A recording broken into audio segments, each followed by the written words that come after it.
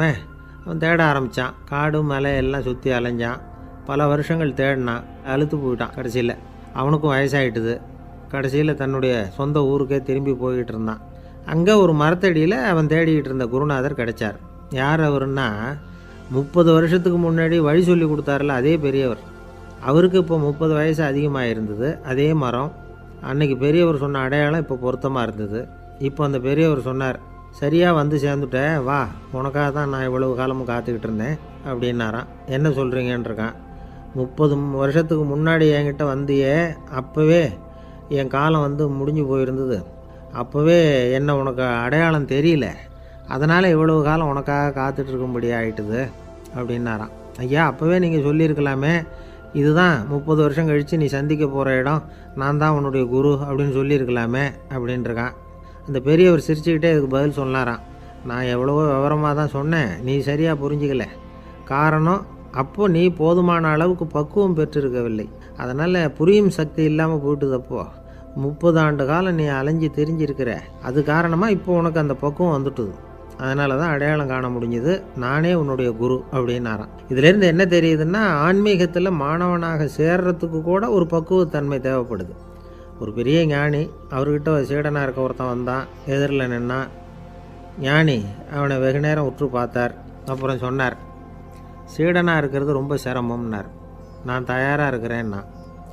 அது இன்னமும் சிரமமாச்சே, இங்கே வந்து குருவாக இருக்கிறது மட்டுமே சுலபம் அப்படின்னாராம். அப்படின்னா நான் குருவாகவே ஆகிடுறேன் அப்படின்னானா. இது போலவே இந்த காலத்தில் கதை ஒன்று உண்டு. ஒரு பள்ளிக்கூடத்தில் வகுப்பு ஆசிரியர் மாணவனை திட்டிக்கிட்டு இருந்தார். டேய், நீ 100க்கு 10 மார்க்கு தான் வாங்கிக்கிட்டு இருக்க. இவ்வளவு மோசமாக நீ படித்தா கடைசியில் மாடு மேய்க்கிறது கூட லாய்க்கு இல்லாதவனா ஆகிடுவேன். அதுக்கப்புறம் என்ன செய்ய போகிறேன் அப்படின்னாராம். பையன் தலையை சொரிஞ்சிக்கிட்டே சொன்னானா, சார் அப்படின்னா ஒன்று செய்கிறேன் அப்படின்னானா. இவர் கேட்டிருக்கார், என்ன செய்ய போகிறேன்னு. வேறு என்ன சார், உங்களை மாதிரி ஒரு ஆசிரியர் ஆகிடுறேன் அப்படின்னானா. இமயமலை அடிவாரத்தில் ஒரு மடம். அங்கே ஒரு சன்னியாசி இருந்தார். அவர்கிட்ட ஒருத்தர் வந்தார். சுவாமி, ஆசையை உதற நினைக்கிறேன், முடியல, ஒட்டிக்கிட்டே வருது அப்படின்னாராம். இப்படி உட்கார, ஒரு கதை சொல்கிறேன் அப்படின்னு சொல்லி அவர் சொல்ல ஆரம்பித்தாராம்.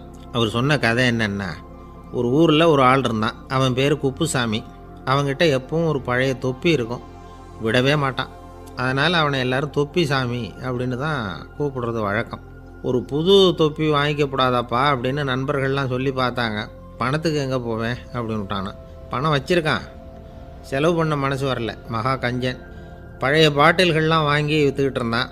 அப்படி ஒரு தடவை பழைய கண்ணாடி சாமான்களை ஏலத்தில் எடுத்தப்போ அதில் ஒரு அருமையான சென்ட்டு பாட்டில் கிடச்சிது. உடனே ஒரு ஐடியா பண்ணான். அந்த சென்ட்டை வந்து சின்ன சின்ன பாட்டில்களில் அடைச்சி ஜன்னல் ஓரமாக அடுக்கி வச்சுட்டான். அதை விற்றா நிறைய பணம் கிடைக்குமே. அதனால் இதுக்கு இடையில் ஒரு நாள் அவன் வந்து அப்படியே உட்காந்துருந்தான். அந்த நேரம் நண்பன் வந்தான். ஏண்டா, உன் பழைய தொப்பியை மாற்றப்படாதா, ஊரில் எல்லோரும் கேலி பேசுகிறாங்களே ஒன்று தொப்பி சாமின்னு அப்படின்னு சொல்லி கேட்டிருக்கான். இந்த சென்ட்டு பாட்டில் விற்றதும் பணம் வரும், அதுக்கப்புறம் பார்க்கலாம் அப்படின்னு நானா. இவன் சரி வா, நீச்சல் குளத்துக்கு போயிட்டு வருவோம் அப்படின்னு கூப்பிட்ருக்கான் நண்பன். 2 பேரும் போனாங்க. அதே நேரம் அந்த ஊர் நீதிபதியும் அங்கே குளிக்க வந்தாராம். அவர்கிட்ட இருந்தது விலை வசந்த ஒரு புது தொப்பி. அதை அங்கே இருந்த ஸ்டாண்டில் மாட்டிவிட்டு குளிக்க போனார். இதுக்கிடையில் குப்புசாமி குளிச்சுட்டு வந்தான். அவனுடைய பழைய தொப்பியை காணலை. அந்த புது தொப்பியை பார்த்தா இது நண்பனுடைய வேலை தான் அப்படிங்கிறதாக புரிஞ்சுக்கிட்டு அதை எடுத்து மாட்டிகிட்டு வந்துட்டான். நீதிபதி குளிச்சுட்டு வந்து பார்க்குறாரு, தொப்பியை காணும். போலீஸில் புகார் கொடுத்தார். அவங்க வந்து தேடினாங்க. ஒரு மூலையில் பழைய தொப்பி கிடச்சிது. அடடா, இது நம்ம குப்புசாமியோட தொப்பி இல்லையா அப்படின்னு நானா ஒருத்தன். உடனே அவன் வீட்டுக்கு தேடிட்டு போயிருக்காங்க. அங்கே போய் பார்த்தா புது தொப்பி அங்கே இருக்குது. உடனே அவனுக்கு 1000 ரூபா அபராதம் போட்டாங்களாம். அவன் பணத்தை கட்டிவிட்டு ரொம்ப எரிச்சலோடு வீட்டுக்கு வந்தான். பழைய தொப்பி கண்ணில் பட்டுது. மறுபடியும், உன்னால் தானே எனக்கு 1000 ரூபா நஷ்டம் அப்படின்னு சொல்லி அதை எடுத்துக்கிட்டு அப்படி போயிருக்கான். அந்த ஊர் குளத்தில் வீசி எரிஞ்சிட்டு வந்துட்டான். அது மீன் பிடிக்கிற ஒருத்தன் கையில் சிக்கிச்சு. அவன் வர்ற வழியில் அதை எடுத்து வேகமாக வீசி எறிஞ்சான். அது நேராக குப்புசாமி வீட்டு ஜன்னல் வழியாக உள்ளே வந்து இந்த சென்ட்டு பாட்டில்கள் மேலே விழுந்து எல்லாம் உடஞ்சி நொறுங்கி போச்சு. குப்புசாமி பார்த்தான். தோட்டத்தில் ஆழமாக ஒரு குழியை வெட்டினான். அந்த தொப்பியை போட்டான், மூடிவிட்டான். இதை அடுத்த வீட்டுக்காரன் பார்த்தான். ஏதோ புதையல் தான் வச்சுருக்கான் போல இருக்குன்னு நினச்சான். போலீஸில் போய் புகார் கொடுத்துட்டான். மறுபடியும் போலீஸ் குழியை தோண்டினாங்க. பழைய தொப்பி மறுபடியும் வெளியில் வந்தது. எல்லோரும் சிரிக்கிறாங்க. அன்னைக்கு ராத்திரியே அந்த தொப்பியை எடுத்துக்கிட்டு நேராக புறப்பட்டான். ஒரு கல்லில் அதை சேர்த்து கட்டி குடிநீர் தொட்டி இருக்கும்ல அதில் போட்டுட்டு வந்துட்டான். இனிமேல் என்ன பண்ணும் பார்ப்போன்னு. ஒரு நாள் திடீர்னு குழாயெல்லாம் அடைப்பட்டு போச்சு. மாநகராட்சி அலுவலர்கள் வந்து என்னன்னு பார்த்தா அந்த பழைய தொப்பி குழாயை அடைச்சிக்கிட்டு இருக்குது. இது குப்புசாமியோட தொப்பிங்கிறது தான் எல்லாருக்கும் தெரியுமே. உடனே குடிநீரை வந்து பாழாக்கணத்துக்காக குப்புசாமிக்கு கோர்ட்டு 2500 ரூபா அபராதம் போட்டுவிட்டுது. அதையும் கட்டிவிட்டு வெளில வந்தான். கடைசியாக முடிவு பண்ணான். ஒரு நெருப்பு குச்சியை கிழிச்சான், தொப்பியை கொளுத்தினான், எரிஞ்சுது. எடுத்து வெளில எரிஞ்சான். கொஞ்ச நேரத்தில் தீ அணைப்பு படம் வந்துட்டுது. ஆமாம், இவன் எடுத்து எரிஞ்சது வெளியில் விழுந்து வீட்டு கூரையே பற்றிக்கிட்டு எரிய ஆரம்பிச்சுட்டுது. அவனோட பணத்தாசையும் அதோடு சேர்ந்து எரிஞ்சு போச்சான். இப்படி ஒரு கதை. இந்த கதையை சொல்லி முடித்தார் அந்த இமயமலை அடிவாரத்தில் இருந்த சன்னியாசி. இப்போ அந்த குப்புசாமி எங்கே இருக்கிறான்னு கேட்டார் எதிரில் இருந்தவர். இதோ உன் எதிரிலே இருக்கிறான், நான் தான் அந்த குப்புசாமி அப்படின்னாரான் அந்த சன்னியாசி. அந்த குப்புசாமிகிட்ட இருந்தது மாதிரி ஒரு பழைய தொப்பி நம்ம ஒவ்வொருத்தர்கிட்டையும் உண்டு. அதை எப்படி தொலைக்கிறதுன்னு தெரியாமல் தடுமாறிக்கிட்டு இருக்கிறோம். அது என்ன தொப்பிங்கிறீங்களா? அதுதான் நம்மை சூழ்ந்திருக்கிற மாயை அப்படிங்கிறார் சுவாமி சின்மயானந்தர். மெய்ஞானம் கிடைக்கிறப்போ மாயை வந்து எரிஞ்சு போகும் அப்படிங்கிறது அவருடைய கருத்து. நம்மால் ஒருத்தர் வேகமாக ஓடி வந்தார். காலில் மாட்டியிருந்த பழைய செருப்பு ரெண்டையும் ஆவேசமாக தூக்கி ஒரு கிணத்துல போட்டுட்டு வெறுங்காலோடு நடந்து வந்துக்கிட்டு இருக்கிறார். ஏன் அப்படி பண்ணீங்க அப்படின்னு கேட்டோம். அந்த செருப்புக்கு சொந்தக்காரன் வந்து பின்னாடி வந்துக்கிட்டு இருக்கிறான், அதனால் அப்படி பண்ணேன் அப்படிங்கிறார் இவர். காசியில் இருக்கிற கடவுள் காசி விஸ்வநாதர், அங்கே இருக்கிற தேவி காசி விசாலாட்சி. இவங்க 2 பேரும் ஒரு நாள் பேசிக்கிட்டு இருந்தப்போ கடவுள் சொன்னார், இந்த மனிதர்களை நாம் ரொம்பவும் நம்பிக்கையோடு தான் படைச்சிருக்கிறோம். இருந்தாலும் அவங்களுக்கு தான் நம்பிக்கை இல்லை, எதுலேயும் ஒரு உண்மையான நம்பிக்கை இல்லாமல் வாழ்ந்துக்கிட்டு இருக்கிறாங்க அப்படின்னார். என்ன அப்படி சொல்கிறீங்க? அதோ பாருங்கள், எவ்வளவு பேர் காசியை தேடிட்டு வந்து கங்கையில் குளிச்சுக்கிட்டு இருக்கிறாங்க. அவங்களெலாம் நம்பிக்கை இல்லைன்னா இவ்வளவு தூரம் தேடிட்டு வந்து இங்கே குளிப்பாங்களா அப்படின்னு நாங்கள் தேவி. சரி, அதை சோதித்து பார்க்கலாம் அப்படின்னு 2 பேரும் முடிவு பண்ணிக்கிட்டாங்க. உடனே ஒரு திட்டம் போட்டாங்க. அது எப்படின்னா, நாம் 2 பேருமே பக்தர்கள் மாதிரி உருவத்தை மாற்றிக்கிட்டு கங்கை கரைக்கு போக வேண்டியது. நான் வந்து கங்கையில் இறங்கி குளிக்கிறேன். கொஞ்ச நேரத்தில் சுழலில் மாட்டிக்கிட்டது மாதிரி நடிக்கிறேன். நீ உடனே கரையிலிருந்து சத்தம் போடும், என்னோடய வீட்டுக்காரரை யாராவது காப்பாற்றுங்களேன்னு சத்தம் போடும். அதோடு இன்னொன்று சொல்லு, யாராவது ஒரு புண்ணிய ஆத்மா அவர்கிட்ட போய் அவருடைய முடியை பிடிச்சி இழுக்கணும். அப்படி ஒரு சாபம் இருக்குது எங்களுக்கு. புண்ணிய ஆத்மா, அதாவது எந்த பாவமும் செய்யாத இல்லாத ஒருத்தர் தான் அவரை காப்பாற்ற முடியும். அப்படிப்பட்டவங்க யாராவது வெள்ளத்தில் குதித்து என்னுடைய கணவரை காப்பாற்றுங்கோ அப்படின்னு நீ சத்தம் போடு, கூச்சல் போடு, என்ன நடக்குதுன்னு பார்க்கலாம் அப்படின்னார் கடவுள். சரின்னு சொல்லி 2 பேருமா சாதாரண பக்தர்கள் மாதிரி கங்கை கரைக்கு வந்து சேர்ந்தாங்க. அவர் இறங்கி குளித்தார். திட்டம் போட்டது மாதிரியே சுழலில் மாட்டிக்கிட்டது மாதிரி கத்துனார். கரையில் இருந்த அந்த அம்மா, ஐயோ என் கணவரை காப்பாற்றுங்களேன், யாராவது காப்பாற்றுங்களேன்னு கத்துனாங்க. பல பேர் ஓடி வந்தாங்க. உடனே இவங்க, பாவம் இல்லாத புண்ணிய ஆத்மா ஒருத்தரால் தான் என்னுடைய கணவர் காப்பாற்றப்படணுங்கிறது விதி, அப்படி ஒரு சாபம் இருக்குது, அதனால் புண்ணிய ஆத்மா யாராவது அவர்கிட்ட போய் அவர் முடியை பிடிச்சி தூக்குனா அவரை காப்பாற்றி போடலாம் அப்படின்னாங்க. இவங்க இப்படி சொன்னதும் எல்லாரும் திகைச்சு போய் நின்றுட்டாங்க. ஒவ்வொருத்தருக்கும் அவங்க செஞ்ச பாவம்லாம் ஒவ்வொன்றா ஞாபகத்துக்கு வர ஆரம்பிச்சுட்டுது. சரி, இதுக்கு நாம் லாயக்கு இல்லை அப்படின்னு சொல்லி ஒதுங்கி போக ஆரம்பிச்சிட்டாங்க எல்லாம். இந்த சமயத்தில் யாரோ ஒருத்தர் வேகமாக ஓடி வந்தார். ஆற்றுல குதிச்சார். அவர்கிட்ட போனார், முடியை பிடிச்சார், தூக்குனார், அவரை காப்பாற்றி கரைக்கு கொண்டுட்டு வந்துட்டார். அப்படி காப்பாற்றின அந்த ஆளை இவங்க 2 பேரும் தனியாக கூப்பிட்டுக்கிட்டு ஒரு மண்டபத்துக்கு வந்துட்டாங்க. வந்து விசாரிக்கிறாங்க. நீ யாரப்பா அப்படின்னு கேட்குறாங்க. ஏதும் தெரியாத மாதிரி. நான் இந்த ஊர் அன்ன சத்திரத்தில் வேலை செய்கிற ஒரு சமையல்காரன் அப்படிங்கிறார். நீ வந்து கங்கையில் குளிக்கிறது உண்டான்னு கேட்டிருக்காங்க. நான் இந்த ஊர்லேயே தான் இருக்கிறேன், இருந்தாலும் தினமும் கங்கையில் குளிக்கிறதில்ல, எப்போவாவது ஒரு நாள் அங்கே குளிப்பேன் அப்படின்னார். கங்கையில் மூழ்கி எழுந்திரிச்சா பாவம்லாம் தொலையும்னு சொல்கிறாங்க. அப்படி இருக்கிறப்போ அங்கே இன்றைக்கி கங்கையில் குளிச்சுக்கிட்டு இருக்கிறவங்கெல்லாம் தங்களை வந்து புண்ணிய ஆத்மாவா நினைக்கல. கங்கையில் குளிக்காத நீ உன்னை வந்து புண்ணிய ஆத்மாவா நினச்சி என்னை காப்பாற்ற வந்திருக்கிற, அது எப்படி அப்படின்னு கேட்டார். அதுக்கு அந்த ஆள் சொல்கிறான், கங்கையில் குதிச்சதுக்கு அப்புறம் தானே உங்களை காப்பாற்ற போகிறோம், அப்படி குதிக்கும் பொழுது என்னுடைய பாவம்லாம் போயிருக்கும்ல, நான் புண்ணிய ஆத்மாவாக ஆயிருப்பேனே, அதனால தான் துணிஞ்சு வந்து உங்களை காப்பாற்றினேன் அப்படின்னா. கடவுளும் தேவியும் அவனுக்கு வந்து காட்சி கொடுத்தாங்களாம். இப்படி ஒரு கதை உண்டு. அதாவது கங்கையில் குளிச்சுக்கிட்டு இருக்கிறவங்களுக்கே தங்களுடைய பாவம் போகுங்கிற நம்பிக்கை பரிபூர்ணமாக இல்லை. குளிக்காத ஒருத்தனுக்கு அந்த நம்பிக்கை இருந்தது. அதனால் அவனால் கடவுளை பார்க்க முடிஞ்சது. கடவுளை வந்து நாமளும் பார்க்க முடியுமா முடியாதா அப்படிங்கிற குழப்பம்லாம் நமக்கு வேண்டியதில்லை. நம்பிக்கையோடு வாழணுங்கிற உண்மையை மட்டும் இந்த கதையிலேருந்து புரிஞ்சுக்கிட்டா போதும். ஏன்னா இந்த கதையை கேட்டுட்டு ஒரு நண்பன் குதர்க்கமாக ஒரு கேள்வி கேட்டான். ஏன் சார், கங்கையில் குளித்தா பாவம் போயிடும்னு சொல்கிறீங்களே, நான் எனக்கு வேண்டாத ஒருத்தனை அழைச்சிட்டு போய் கங்கையிலேயே தள்ளி விட்டுட்டு அதுக்கப்புறம் அங்கேயே முழுக்க போட்டுட்டு நான் செஞ்ச பாவத்தை வந்து அதுலேயே கழுவி விட்டுட்டு மறுபடியும் உங்ககிட்ட வந்துடுறேன்னு வச்சுக்கோங்க, நீங்கள் என்னை வந்து புண்ணிய ஆத்மான்னு ஏற்றுக்குவீங்களா அப்படிங்கிறான்.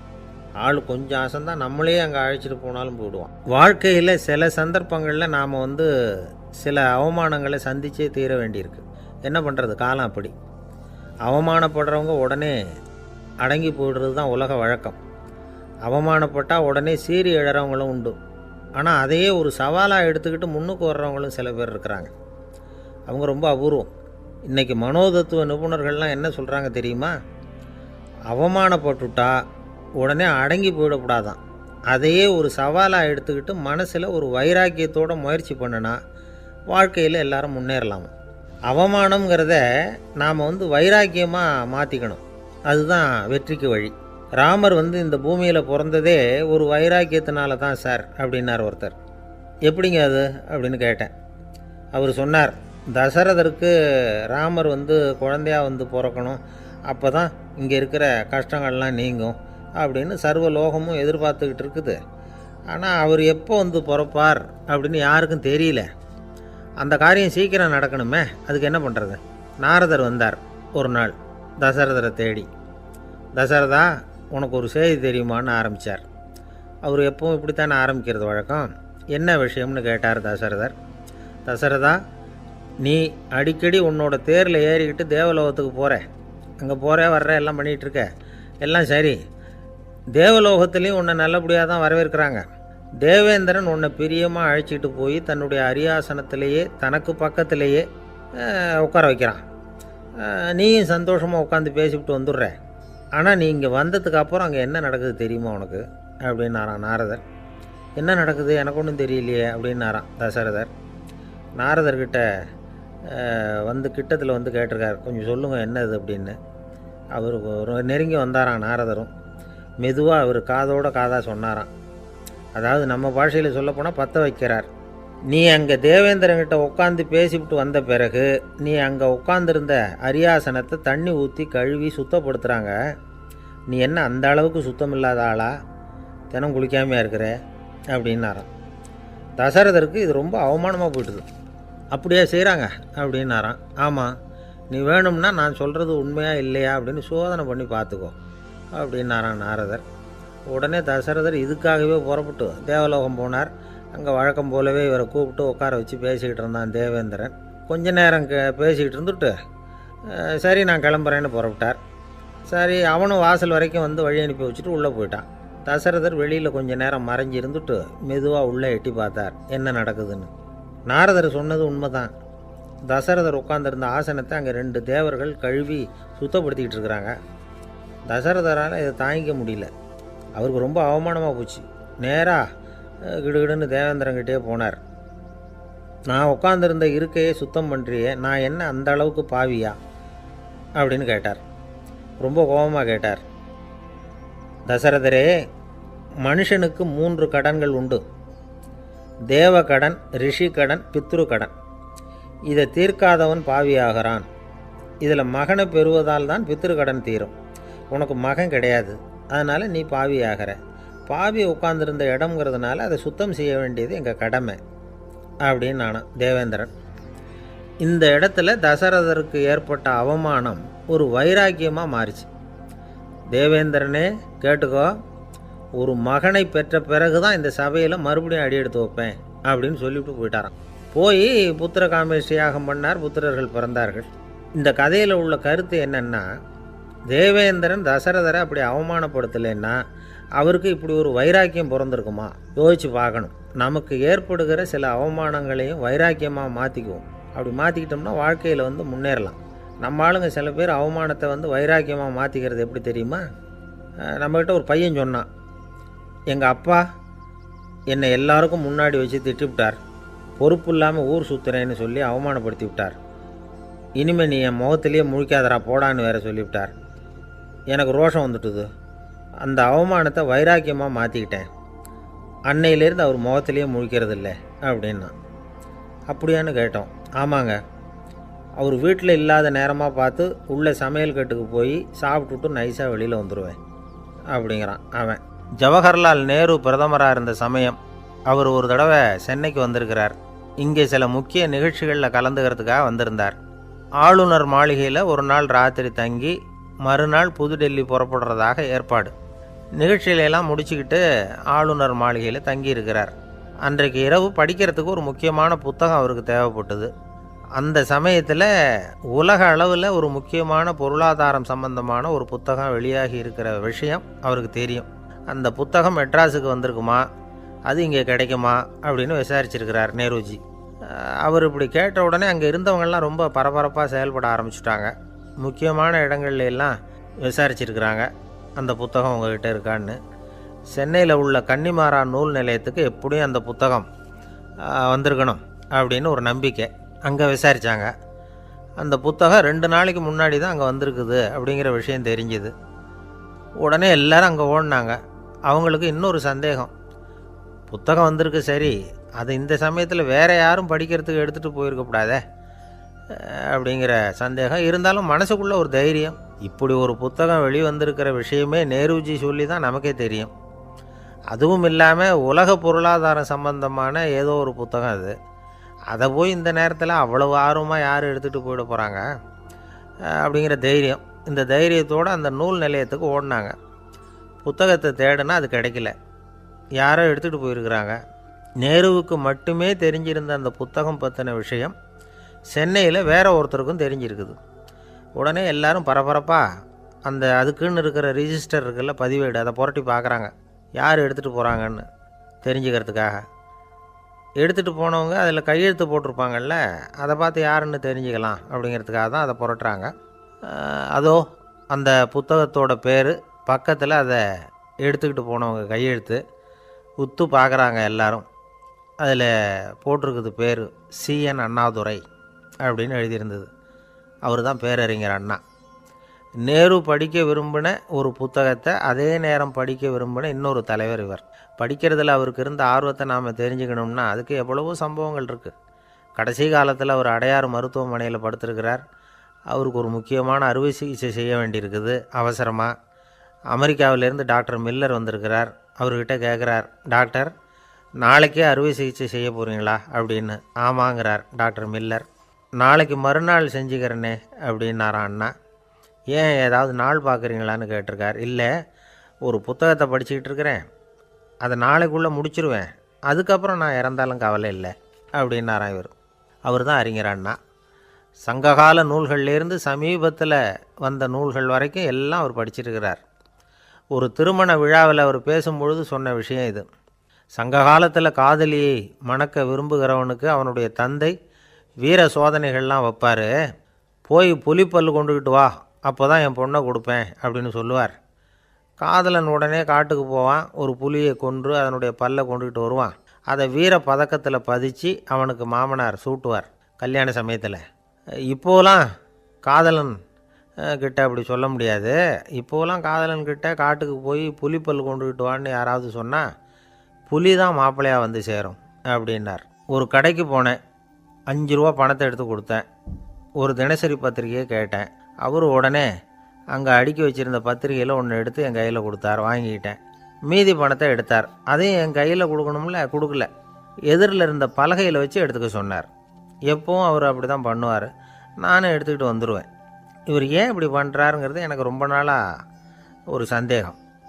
ஒரு நாள் அவர்கிட்டயே இதை கேட்டுவிட்டேன். ஏங்க, நீங்கள் உங்கள் கடைக்கு வந்து பொருள்கள் வாங்குறவங்களுக்கு நீங்கள் பாக்கி சில்லறையை கொடுக்குறப்போ பலகையில் வச்சு விட்றீங்க, கையில் கொடுக்க மாட்டேங்கிறீங்களே, ஏன் அப்படின்னு கேட்டேன்.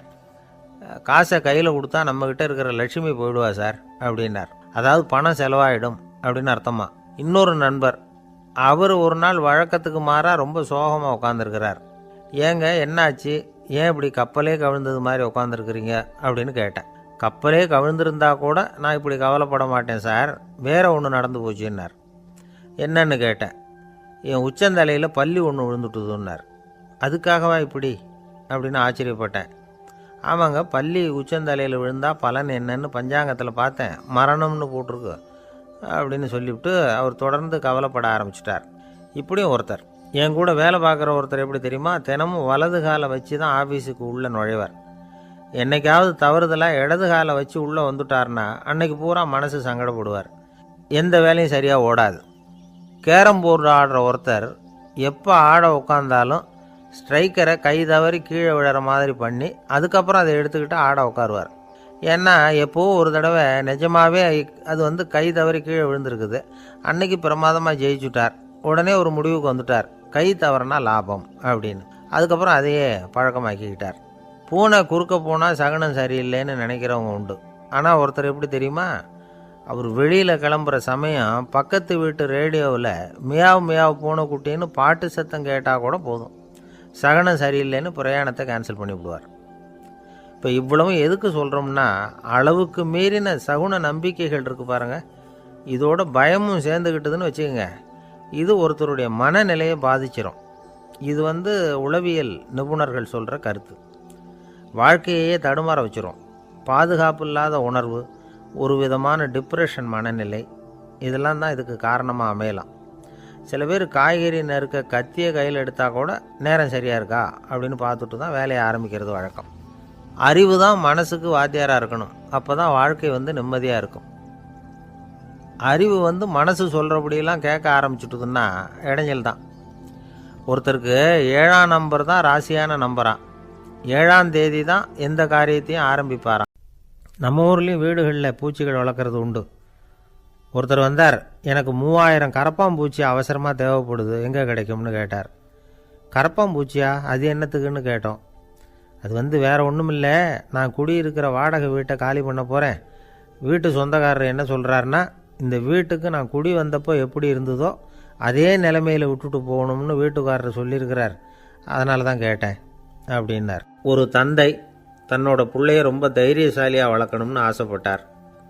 அதுக்காக அவனை கூப்பிட்டு உட்கார வச்சு இப்படி உபதேசம் பண்ணார். இதை பாருப்பா, நான் உன்னாட்டம் இருக்கிறப்போலாம் எதுக்கும் பயப்பட மாட்டேன், ரொம்ப துணிச்சலாக இருப்பேன். ஒரு நாள் ஒரு அப்பாவி எலிய ஒரு பூனை துரத்திட்டு ஓடிச்சு. நான் உடனே என்ன செஞ்சேன் தெரியுமா, அந்த பூனையை பிடிச்சேன், அது வாலில் ஒரு பட்டாசு சரத்தை கட்டினேன், கொளுத்தி விட்டேன், படபடன்னு வெடிக்க ஆரம்பிச்சுட்டுது. அது துள்ளிக்கிட்டு அங்கேயும் இங்கேயும் ஓடி இருக்கு பாரு ஓட்டம், ரொம்ப தமாஷு அப்படின்னார் அப்பா. இப்படி சொல்லிவிட்டு பையனை பார்த்து, இதை கேட்குறதுக்கு உனக்கும் துணிச்சல் வருதா, நான் என்னுடைய செயலை நீ கேட்குறப்போ உனக்கு துணிச்சல் வருதா அப்படின்னு கேட்டார். வருதுன்னா பையன். எப்படின்னா அப்படிங்கிற விவரத்தையும் சொன்னான் அவன். அதாவது எலியை விரட்டினத்துக்காக பூனை வாலில் பட்டாசு கொளுத்துனீங்க நீங்கள், பூனையை விரட்டினத்துக்காக உங்கள் கழுத்தில் பட்டாசு சரத்தை மாட்டினா என்னென்னு தோணுது எனக்கு அப்படின்னா பையன். பையனோட துணிச்சல் அப்பாவே நடுங்க வச்சுட்டுது. அது சரி, ஒரு அப்பா பிள்ளைக்கு இப்படியா உபதேசம் பண்ணுறது, எல்லாருக்கிட்டையும் அன்பாக பழகிறது எப்படி அப்படின்னு சொல்லி கொடுக்கணும். பிஞ்சு உள்ளங்களில் நஞ்சை தூவலாமா. ஒரு நாள் விநாயகர் ஒரு பூனையோடு விளையாடிக்கிட்டு இருந்தாராம். அப்படி ஆசையாக விளையாடிக்கிட்டு இருந்தப்போ அவரோட கை நகம் தவறுதெல்லாம் பூனையோட முகத்தில் பட்டுட்டு தான் அது ஒரு சின்ன கீரலை உண்டாகி விட்டுது. அப்பா அவர் அதை ஒரு பெருசாக நினைக்கல. கொஞ்ச நேரத்துக்கு அப்புறம் விநாயகர் வீட்டுக்கு வந்தார். அவங்க அம்மா பார்வதி தேவியை பார்த்தார். பார்வதி தேவி கன்னத்தில் விரலால் கீறினது மாதிரி ஒரு அடையாளம் இருந்தது. விநாயகருக்கு அதிர்ச்சி, ஆச்சரியம். நம்ம அம்மா இந்த உலகத்துக்கே தாயார், அப்பேற்பட்ட அவங்க முகத்திலேயே கீரலை உண்டாக்கக்கூடியவங்க யாராக இருக்க முடியும் அப்படின்னு யோசனை பண்ணார். தாயே, உன்னுடைய கன்னத்தில் இந்த வடு எப்படிம்மா ஏற்பட்டதுன்னு கேட்டார். குழந்தாய், இது நீ செஞ்ச காரியம்தான்ப்பா, உன்னுடைய கை நகம் கீறினதுனால ஏற்பட்ட வடு தான் இது அப்படின்னாங்க அவங்க. விநாயகர் திடுக்கிட்டு போட்டார். எப்படிம்மா அது, நான் எந்த காலத்துலேயும் ஒன்று அப்படி கீறினதாக எனக்கு நினைவு இல்லையே அப்படின்னார். இன்னைக்கு காலையில் ஒரு பூனையை கீறினதை நீ மறந்துட்டியா அப்படின்னாங்க அந்த அம்மா. விநாயகர் திகைச்சு போய் நின்னார். பார்வதி தேவி சொன்னாங்க, இதை பார்ப்பா, இந்த உலகத்தில் இருக்கக்கூடிய எல்லா உயிர்கள்லேயும் நான் இருக்கிறேன். நான் தான் இந்த உலகமாக ஆகியிருக்கிறேன். ஆகையினால நீ யாரை துன்புறுத்தினாலும் அது உண்மையிலேயே என்ன துன்புறுத்தினதாக தான் வந்து முடியும் அப்படின்னாங்க. விநாயகர் மனசுக்குள்ளே ஒரு வெளிச்சம் ஏற்பட்டு தான். அதுக்கப்புறம் அவர் யாரையுமே கல்யாணம் பண்ணிக்காததுக்கு அதுதான் காரணமாக. இந்த உலகத்தில் எல்லாரையும், இங்கே இருக்கிற எல்லாத்தையும் தாயின் வடிவமாக அவர் பார்க்க ஆரம்பிச்சிட்டாராம். குருதேவர் ராமகிருஷ்ணர் இந்த கதையை எடுத்து சொல்லியிருக்கிறார். நபிகள் நாயகம் ஒரு தடவை ஒரு நாற்காலியில் உட்காந்து என்னமோ யோசனை பண்ணிகிட்டு இருந்திருக்கிறார். அப்போ அவரோட உடையில் ஒரு கீழ்ப்பகுதி தரையில் படிஞ்சு கிடந்திருக்குது. அங்கே விளையாடிக்கிட்டு இருந்த ஒரு பூனை அது மேலே வந்து படுத்து தூங்கி போச்சு. தொழுகை செய்ய வேண்டிய நேரம் வந்துட்டது. நபிகள் நாயகம் எழுந்திருக்க பார்த்தார். அப்போ தான் பூனை தன்னோட உடை மேலே படுத்து தூங்கிட்டு இருக்கிறது கண்ணில் படுது. பூனையோட தூக்கத்தை கலைக்க விரும்பல அவர். தன்னுடைய சகோதரியை கூப்பிட்டார். ஒரு கத்திரிக்கோள் எடுத்துகிட்டு வர சொன்னார். பூனை படுத்திருந்த உடை பகுதி மட்டும் இருக்குல்ல, அதை மட்டும் அதோட கத்திரிச்சு விட்டுட்டு அதுக்கப்புறம் அவர் எழுந்திரிச்சு தொழுகைக்கு போனாராம். அதாவது பிற உயிர்கள்கிட்ட எப்படி அன்பு காட்டணுங்கிறத பெரியவங்க எவ்வளவோ விதத்தில் நமக்கு எடுத்து காட்டியிருக்கிறாங்க. இருந்தாலும் எத்தனை பேர் மனசில் அதெல்லாம் உரைச்சிருக்குது. நாமளும் நம்ம ட்ரெஸ்ஸு மேலே ஒரு பூனை படுத்திருந்தா ஒரு கத்திரிக்கோலை தான் தேடுவோம், எடுத்துகிட்டு வர சொல்லுவோம். துணியை வெட்டுறதுக்கு பதிலாக இல்லை அதோட வாழை வெட்டினா என்ன அப்படின்னு தோணும். ஒரு ஆள் ரொம்ப பிரியமாக ஒரு பூனையை ஆற்றுல குளிப்பாட்டிகிட்டு இருந்தானா. எப்படி? அந்த பூனையை ஆற்று தண்ணியில் அமுக்கி அமுக்கி குளிப்பாட்டிகிட்டு இருக்கிறான்.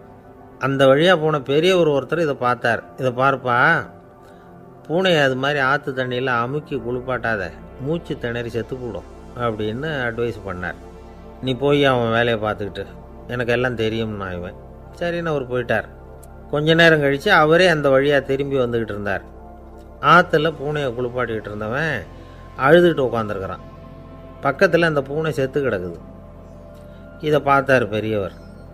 நான் தான் அப்போவே சொன்னேனே அந்த பூனையை ஆற்றுல நினைக்காதேன்னு, அதை கேட்டிருந்தா இப்படி ஆயிருக்குமா அப்படின்னார். அந்த ஆள் கோபமாக இவரை முறைச்சி பார்த்தான். அட போய்யா, இந்த பூனை ஆற்றுல குளித்ததுனால ஒன்றும் செத்து போகல, குளித்ததுக்கப்புறம் அதோட உடம்பு ஈரமாக இருக்குதுன்னு அதை புழிஞ்சேன், அதனால தான் இப்படி ஆயிட்டுது அப்படின்னு நானாம். உலகத்தில் எது எதுக்கும் ஆராய்ச்சி கூடங்கள் இருக்குதுல்ல, அது மாதிரி தூக்கத்தை பற்றி ஆராய்ச்சி பண்ணுறதுக்கு ஒரு ஆராய்ச்சி கூடம் இருக்குது. அப்படி ஆராய்ச்சி பண்ணணும்னா அதுக்கு மூழ்கிக்கிட்டு இருக்கணும்ல. அதனால தான் அந்த ஆராய்ச்சி கூடம் இங்கே இல்லை. அமெரிக்காவில் பாஸ்டன் பல்கலைக்கழக மருத்துவமனையில் அது இருக்குது. அங்கே தூக்கத்தை பற்றி பலவிதமான ஆராய்ச்சிகள் பண்ணிகிட்டு இருக்கிறாங்க. அந்த ஆராய்ச்சி கூடத்தில் இயக்குனராக இருக்கிற ஒரு நிபுணர் அவர் என்ன சொல்கிறார் தெரியுமா? உங்களுக்கு தூக்கம் வரலையா, நீங்கள் நல்லா தூங்கிறதுக்கு தாராளமாக சில யோசனைகளை என்னால் சொல்ல முடியும் அப்படிங்கிறார். யோசனை தானே, காசா பணமாக கேட்டு வச்சுக்கலாமே. உணவு, மனநிலை, தூங்கும் இடத்தோட சூழ்நிலை, படுக்கைக்கு செல்கிறப்போ உள்ள பழக்க வழக்கங்கள், இது காரணமாக ஒருத்தருக்கு தூக்கம் வராமல் போகலாம். தூக்கம் வராததுக்கு இதுதான் காரணம்னா அதையெல்லாம் சுலபமாக கட்டுப்படுத்தலாங்கிறார் அவர். தூக்கத்தை வரவழைக்கக்கூடிய ஒரு நல்ல மருந்து உடற்பயிற்சி. ஆனால் ஒன்று, படுக்க போகிற நேரத்தில் இது மாதிரி உடற்பயிற்சிகள் எல்லாம் செய்யக்கூடாது. கொஞ்சம் முன்னாடி பகல்லையே இந்த பயிற்சிகளை செய்கிறது நல்லது. தூக்கம் வராமல் அவதிப்படுறவங்க பிற்பகல் நேரங்களில் காஃபி, டீ இது மாதிரி பானங்களை சாப்பிடக்கூடாது. மது அருந்துறது கூட தூக்கத்தை பாதிக்கும். வெது வெதுப்பான நீரில் குளிக்கிறது, தியானத்தில் ஈடுபடுறது, ஓய்வாக இருக்கிறது, படுக்கிறது, அதாவது படுக்கிறதுக்கு முன்னாடி ஒரு குவளை பால் சாப்பிட்றது, இதெல்லாம் தூக்கத்தை வரவழைக்கிறது ரொம்ப உதவியாக இருக்கும். இன்னொரு விஷயம் என்னென்னா, தூங்கி ஆகணுமேங்கிற கவலை வேண்டியதில்லை. அப்படி நினச்சி கவலைப்படுறதை விட்டுடணும். தூக்கம் வரலையா, உடனே படுக்கையை விட்டு எழுந்திருக்க வேண்டியது. வெளியில் வாங்க, வேறு ஏதாவது வேலையில் ஈடுபடுங்க, கொஞ்சம் நேரம் உலாவுங்க, அல்லது ஏதாவது ஒரு புஸ்தகத்தை எடுத்து படிங்க. களைப்பு ஏற்பட்டால் மறுபடியும் படுக்கைக்கு போங்க, தூக்கம் தானே வந்துடும். ஒரு விஷயத்தை மட்டும் நல்லா ஞாபகத்தில் வச்சுக்கணும். படுக்கைக்கு போகிறப்போ உங்கள் மற்ற எல்லா பிரச்சனைகளையும் மறந்துடணும். அது எப்படி சார் முடியும், அந்த நேரம் தானே எல்லா பிரச்சனையும் வரிசையாக ஞாபகத்துக்கு வருது அப்படின்னு நாம் நினைக்கலாம். ஆனால் பழக்கத்தில் அதை நாம் மாற்றிக்க முடியும். கொஞ்சம் முயற்சி பண்ணணும், அவ்வளோதான். இது எல்லாமே ஆராய்ச்சி பண்ணி பார்த்துட்டு அந்த நிபுணர் சொல்கிற கருத்து தான். இன்னொரு விஷயமும் அவர் சொல்கிறார். அது என்னென்னா, உடல் கோளாறு காரணமாக தூக்கம் வராமல் அவதிப்படுறவங்களுக்கெல்லாம் இந்த யோசனைகள் சரியாக வராது அப்படிங்கிறார். அதுக்கெல்லாம் மருத்துவ சிகிச்சை கொடுத்து தான் சரி பண்ணணும். சில பேருக்கு நடு ராத்திரியில் மூச்சு திணறல் ஏற்பட்டு தூக்கம் வராமல் போயிடும். ஊரெல்லாம் தூங்குறப்ப தான் மட்டும் தூங்காமல் மூழ்கிட்டு இருக்கிறது, ஊரெல்லாம் மூச்சிட்டு இருக்கிறப்போ தான் மட்டும் தூங்குறது, இது மாதிரி கோளாறுகளால் சில பேர் பாதிக்கப்படலாம். காலு தசை முறுக்கிக்கிறதுனால சில பேருக்கு அடிக்கடி விழிப்பு வரலாம். மன அழற்சி காரணமாக சில பேருக்கு தூக்கம் வராது. இது மாதிரி கோளாறுகளுக்கெல்லாம் அதுக்கு தகுந்த மாதிரி சிகிச்சை கொடுத்து தான் சரி பண்ண வேண்டியிருக்கும். எந்த கோளாறும் இல்லாமல் தூக்கம் வரலைன்னா ஆரம்பத்தில் சொன்ன முறைகளை கடைப்பிடிச்சி பார்க்கலாம். தூக்கம் வந்ததுன்னா யோசனை சொன்ன அந்த நிபுணருக்கு நன்றி சொல்லலாம். ஒருத்தர், ஏன் சார் பஸ்ஸில் தூங்குறது கெட்ட பழக்கமானு கேட்டார். இல்லையே, நான் கூட பஸ்ஸில் போகிறப்ப தூங்கிட்டு தானே போவேன் அப்படின்னார் இன்னொருத்தர். அப்புறம் ஏன் என்ன டிரைவர் வேலை வேணாம்னு வீட்டுக்கு அனுப்பி வச்சுட்டாங்க அப்படின்னாராம் அவர். ஒருத்தரை பார்த்து உன்னுடைய நண்பர்கள் யார் அப்படின்னு ஒரு கேள்வி கேட்டு பாருங்க. கொஞ்சம் யோசித்து பதில் சொல்லுவாங்க. அவங்கக்கிட்டேயே உன்னுடைய எதிரிகள் யார் அப்படின்னு கேளுங்க, கடகடன்னு ஒப்பிச்சிருவாங்க. நம்ம மனசு இருக்க அது எப்படின்னா, நம்ம நண்பர்களை விட எதிரிகளை அது நல்லா ஞாபகத்தில் வச்சுக்கும். இது ஒரு ஆச்சரியமான உண்மை. உங்களால் நண்பர்களை மறந்துட முடியும், ஆனால் எதிரிகளை மறந்துட முடியாது. இது ஒரு வேடிக்கையான நிலைமை தான். அழகான தருணங்களை நாம் ஏன் மறந்துடுறோம்? இது இயற்கை. ஏன்னா நம்ம மனசு மலர்களை கவனிக்கிறதில்ல, அதில் இருக்கிற முள்ளை தான் கவனிக்குது. தன்னை காயப்படுத்துகிற எதையும் அது உடனே கண்டுகொள்ளுது. ஒரு தெளிந்த சிந்தனை உடைய மனசு மிக அழகாக உள்ள எல்லாத்தையும் கவனிக்கும். அது நன்றியுடன் உணரக்கூடிய எல்லாத்தையும் பார்த்து குறிச்சிக்கும். இப்படிப்பட்டவங்க வாழ்க்கை இயல்பாகவே நல்லா அமையும். அது ரொம்ப அபூர்வம். மனசில் உள்ள ஒரு சிறிய அமைப்பை மாற்றுவதை பொறுத்து தான் இந்த விஷயம் அப்படிங்கிறார் ஓஷோ. ஒரு யூத கோவில் இருந்து தான், அது யூதர்களின் மடமாகவும் இருந்தது. அங்கே ஒரு தலைமை குரு, அவர் ரொம்ப கண்டிப்பானவர். அந்த கோவிலை ஒட்டி ஒரு தோட்டம். ஒரு நாள் காலையில் அந்த தோட்டத்தில் 2 இளம் யூதர்கள் நடந்து போய்கிட்டு இருக்கிறாங்க.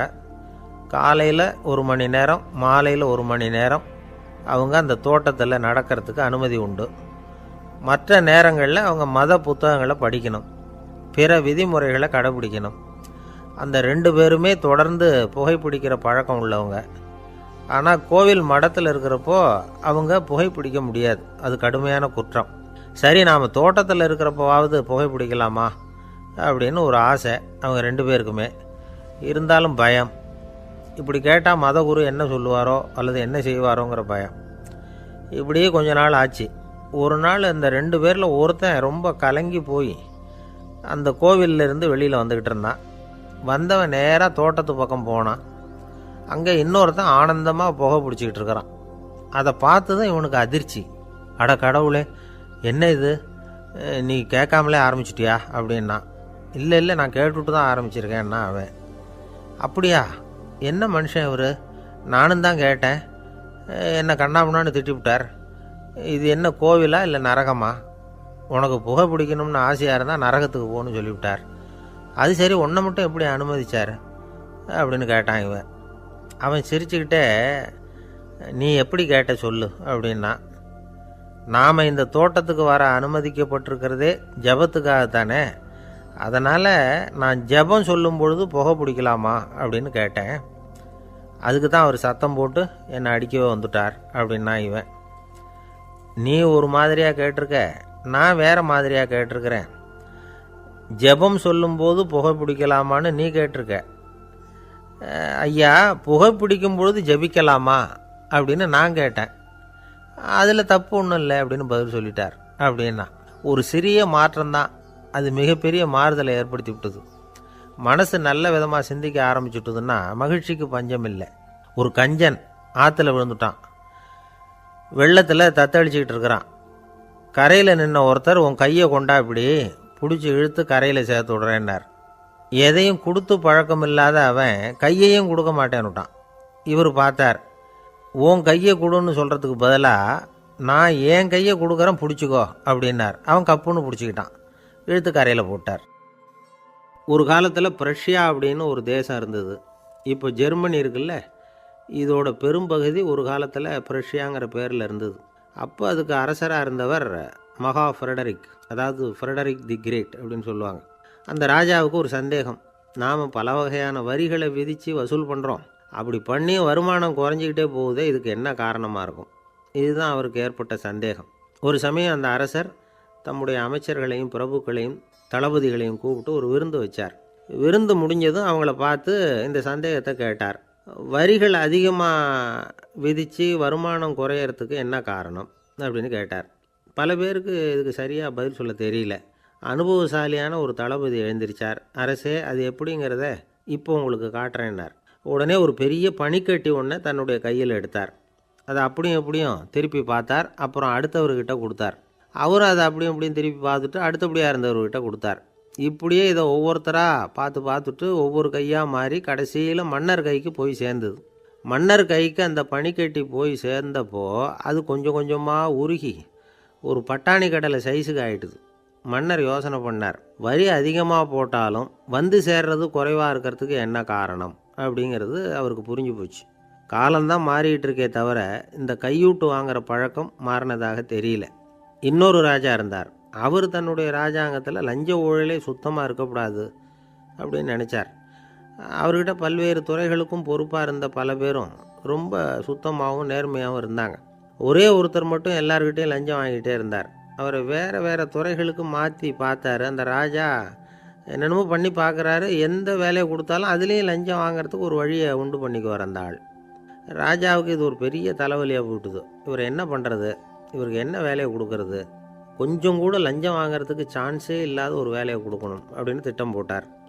ஒரு நாள் அவருக்கு அந்த உத்தரவும் போட்டுட்டார்.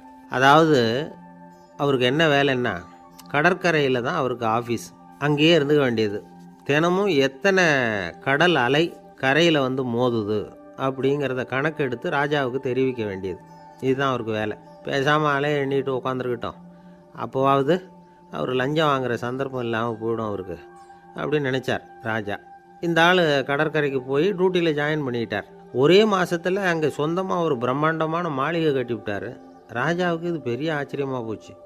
அலையை என்ற வேலையில் அந்த ஆள் எப்படி பணம் சம்பாதிச்சார் அப்படின்னு விசாரித்து பார்த்தார் அக்கம் பக்கத்தில். அந்த ஆள் என்ன பண்ணியிருக்கிறாருன்னா, கடற்கரையில் போய் பொறுப்பு ஏற்றுக்கிட்ட உடனே அங்கே இருந்த மீனவர்கள்கிட்ட எல்லாம் இந்த கரையில் வந்து ஒரு நாளில் வந்து மோதுகிற அலைகள் எத்தனை அப்படின்னு கேட்டிருக்காரு. அது எப்படிங்க தெரியும்னு இருக்காங்க அவங்க. தினமும் அந்த எண்ணிக்கை தெரியணும். நம்ம ராஜாவுக்கு தினமும் அறிக்கை அனுப்பணும், டெய்லி ரிப்போர்ட்டு.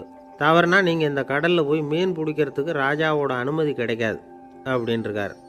உடனே மீனவர்கள்லாம் பயந்து போட்டாங்க. கடலுக்கு போகிறதுக்கு அனுமதி இல்லைன்னா பட்டினி கிடக்கிறது மாதிரி ஆகிடுமே.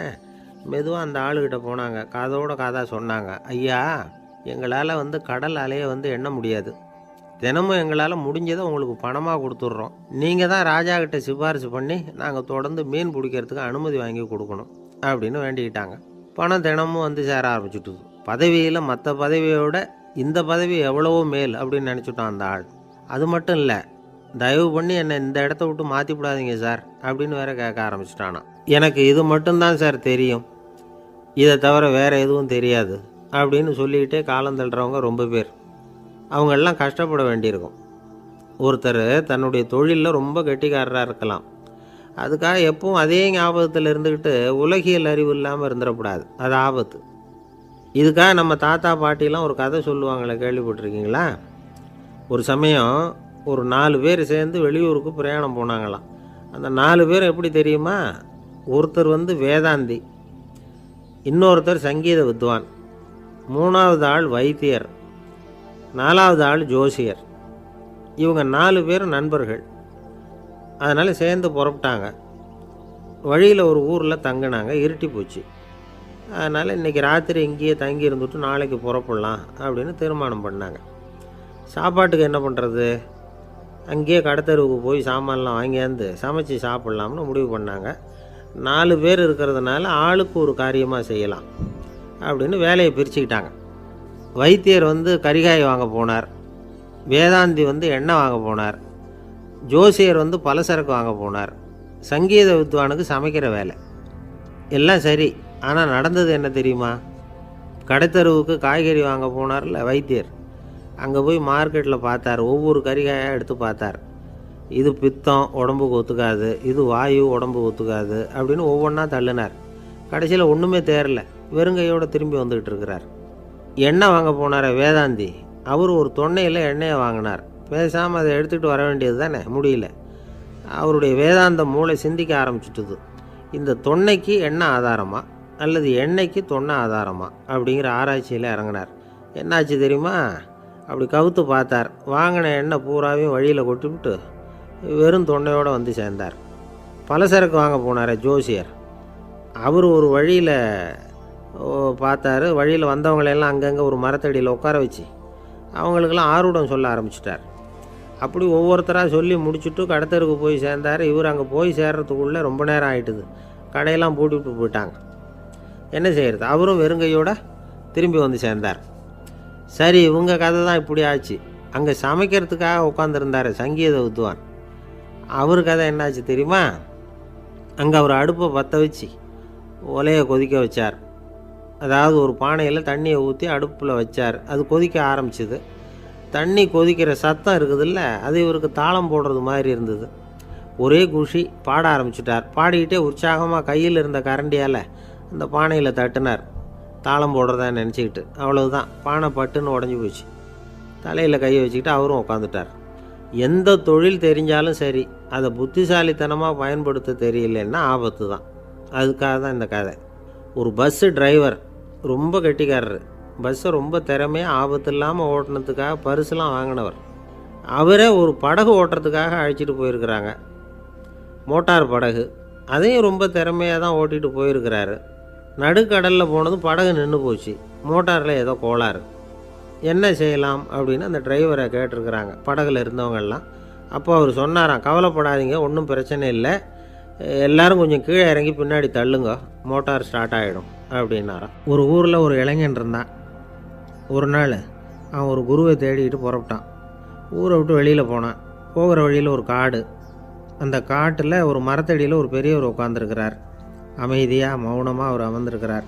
இந்த பெரியவரை விசாரிக்கலாம், குருவை தேடி கண்டுபிடிக்கிறதுக்கு இவர் ஏதாவது ஒரு வழி சொல்லி கொடுப்பார் அப்படின்னு நினச்சிக்கிட்டு அவரை நெருங்கினான். ஐயா, எனக்கு ஒரு குரு தேவை, எங்கே கிடைப்பார்? அவரை எப்படி அடையாளம் கண்டுபிடிக்கிறது? அதை பற்றி ஏதாவது விவரம் சொன்னீங்கன்னா நான் கண்டுபிடிச்சிக்குவேன் அப்படின்ட்டுருக்கான். பெரியவர் நிமிர்ந்து பார்த்தார். தம்பி, அது ரொம்ப சுலபம். அவர் வயசானவராக இருப்பார், என்னை விட சுமார் 30 வயசு அதிகமாக இருக்கும். அவர் ஒரு மரத்தடியில் தான் உட்காந்துருப்பார் அப்படின்ட்டுருக்கான். சரிங்க பெரியவரே, அது என்ன மாதிரியான மரம், எப்படி இருக்கும் அப்படின்னு கேட்டிருக்கான். பெரியவர் அந்த விவரங்களையும் சொல்லியிருக்கிறாரு. அது மட்டும் இல்லை, சந்திக்கிற நாள், நேரம், வினாடி முதற்கொண்டு எல்லா விவரங்களையும் துல்லியமாக சொன்னாராம். இவ்வளவு விவரங்களை இவரால் எப்படி சொல்ல முடியுது அப்படின்னு இவனுக்கு ஆச்சரியம். இருந்தாலும் அந்த பெரியவர் கடைசியாக ஒரு விவரம் சொன்னார். அது என்ன தெரியுமா? எப்படியும் நீ அவரை சந்திக்கிறதுக்கு ஒரு 30 வருஷம் ஆகும் அப்படின்னு சொல்லிவிட்டாராம். ரொம்ப நன்றிங்க பெரியவரே அப்படின்னு சொல்லிவிட்டு அந்த இளைஞன் புறப்பட்டுருக்கான். இப்போ அவனுக்கு குரு பற்றின விவரம் எல்லாம் கிடச்சிட்டுது, சந்திக்கிற நேரமும் தெரிஞ்சுட்டுது. ஆனால் 30 வருஷம் அவரை தேடி அலைய வேண்டிய